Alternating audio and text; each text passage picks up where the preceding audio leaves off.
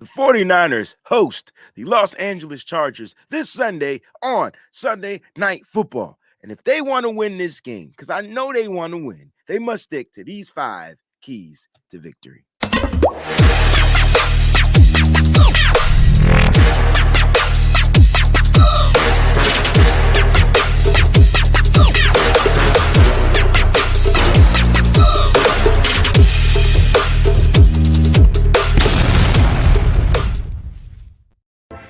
What's good, everybody? It's your boy Wayne Breezy, man. I'm excited to be back, man, for another Keys to Victory episode. All right. And what's cool is, we had a week off, had some time to think, you know, you know, not think, but thank. No, I'm just playing. We had some time to think and kind of regroup, reflect, look in the mirror, kind of see where everybody is and things like that, and evaluate. Good news is 49ers are getting a lot of players back. Got like 8 players coming back. Bad news is they lost a few players, one player in particular for the remaining of the season. All right. But nonetheless, the 49ers can be victorious on Sunday. And the best way to do it is stick to these 5 keys, which we'll get to right after this. Shout out to 49ers Webzone. If you want the latest in 49ers news, make sure you go to www.49erswebzone.com. All right, 49erswebzone.com. And this show is sponsored by our friends over at MyBookie. All right, bet anything, anytime, anywhere with MyBookie. And the link is right there below in the description. All right, let's get to the keys of victory. Keys to victory. All right, got 5 of them. And they're real simple. We'll start with number 1. Number 1, 49ers must find a way to run the ball. And I mean run the ball successfully. And I know we've heard this over and over again, but I would say this: with the addition of running back Elijah Mitchell coming back, now you have Christian McCaffrey emerging. And don't forget, did you guys forget about a guy named Deebo Samuel? The 49ers have multiple ways of finding ways, creative ways to run this ball. Now, I do expect the Los Angeles Chargers to try to take away the run game, stacking 8 in the box, which is something that I want. Put Derwin James behind in the box, and Jimmy, have your way down the middle of the field. But here's the thing.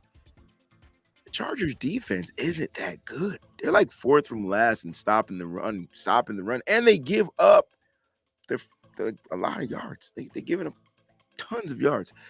The 49ers average about 118 yards a game. The Chargers are giving up, on average, 140 plus yards a game. So you can take that with a grain of salt. But Kyle Shanahan's going to have to make sure that Bobby Turner and Anthony Lynn are out there successfully rotating those guys in there and finding ways to run the ball. You run the ball, control the clock. You control the clock, you win the game. And don't forget, running the ball also sets up the play action pass. And that's something that we love to see. Jimmy Garoppolo is really successful in it when there's nobody in the middle.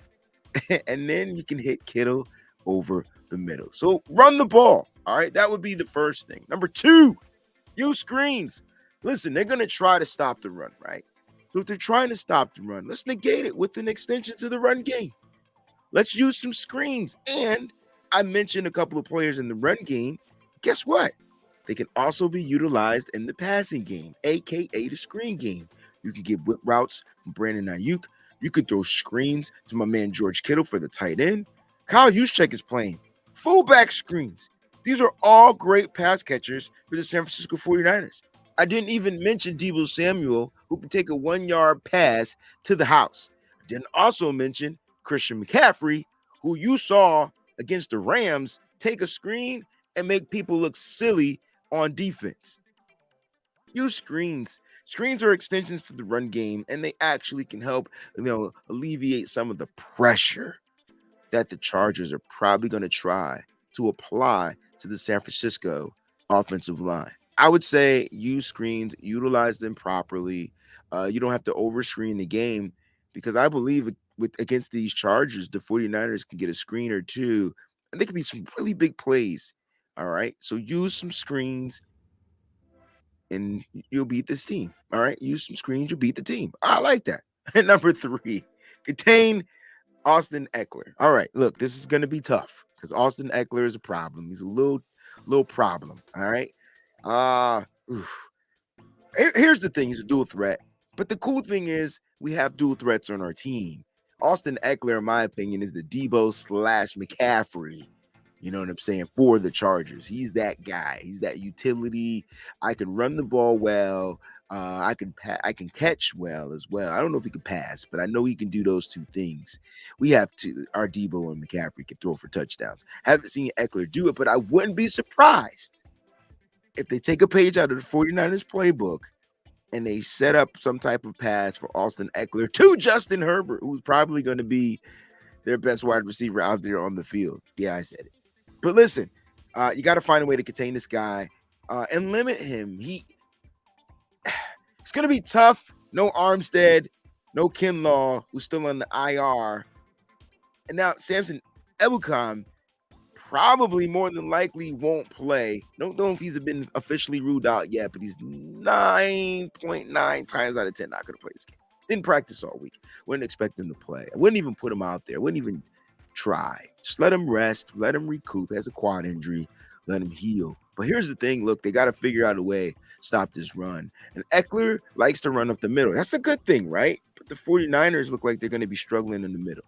And the Samson Ebukam, make sure you guys circle that because that could be huge. He's excellent in the run-stopping game. Excellent in the run-stopping game. This may be, though, the emergence of rookie defensive end Drake Jackson, who's going to play in that elephant role for the 49ers. So we'll see what happens. We have pieces, we have depth, but they have to find a way to contain him in the run game. And then in the pass game, like that's probably going to be like, dude gets first downs, man. That's what Eckler does. He's hard to tackle. You know, he gets first down. So I feel like tackling and all that stuff comes into finding ways to contain Austin Eckler. So if the 49ers can figure out a way to contain Austin Eckler, then there's no reason why they shouldn't dominate and win this game, right? Because that's probably their best weapon on the field. There's no Mike Williams. There's no Keenan Allen.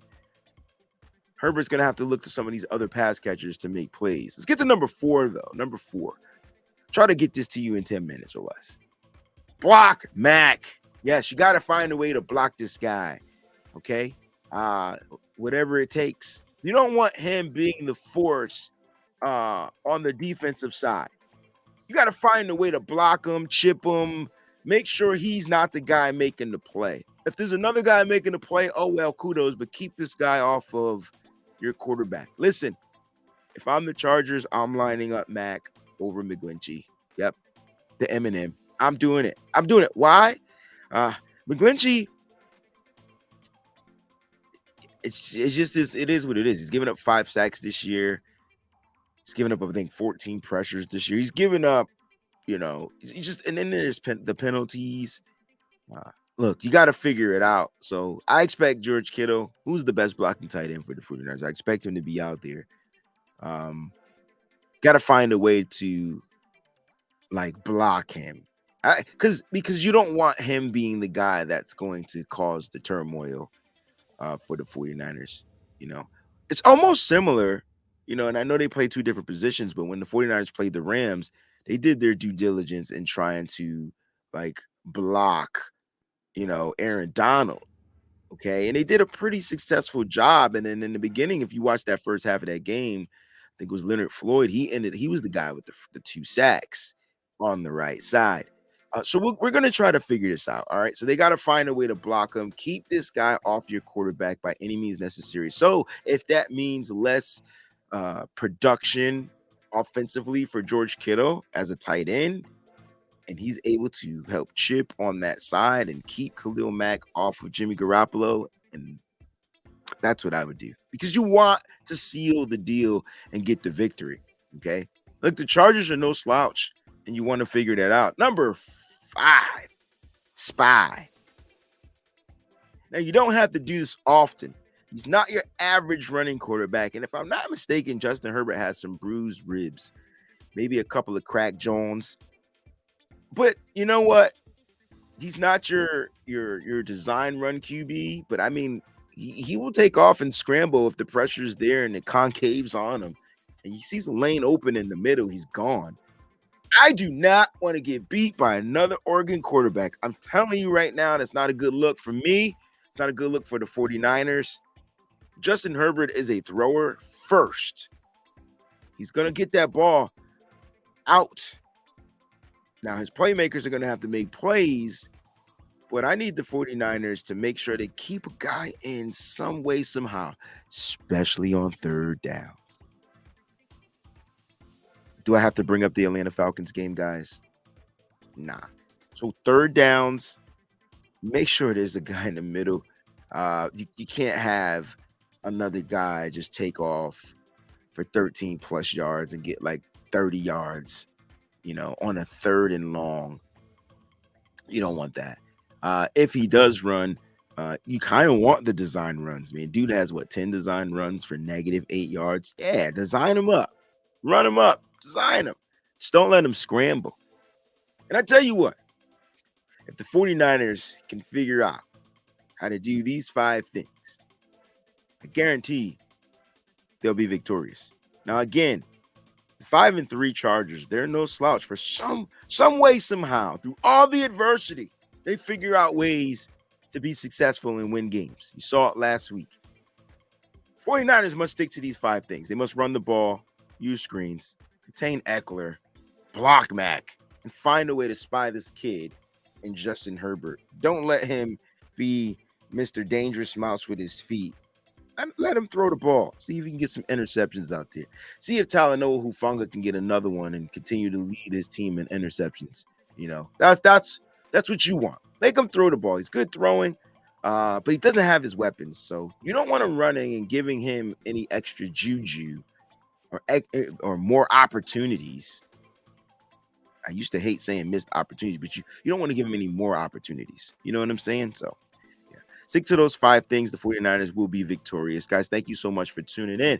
And here's a quick shout out from our sponsors over at MyBookie. Football season has just begun, and you can keep your excitement alive with MyBookie's double deposit bonus. Having your initial deposit matched up to 1K is like playing every game with a home field advantage. You must sign up. Use promo code Breezy100 and instantly get your funds credited to your account to start rocking with MyBookie. MyBookie is also home to exclusive contests that can be used to maximize your winnings and make 2022 your best year yet. Don't miss out. Double your first deposit up to 1K using promo code Breezy100. Place your marks and get ready for the NFL season's intensity. Bet anything, anytime, anywhere with MyBookie.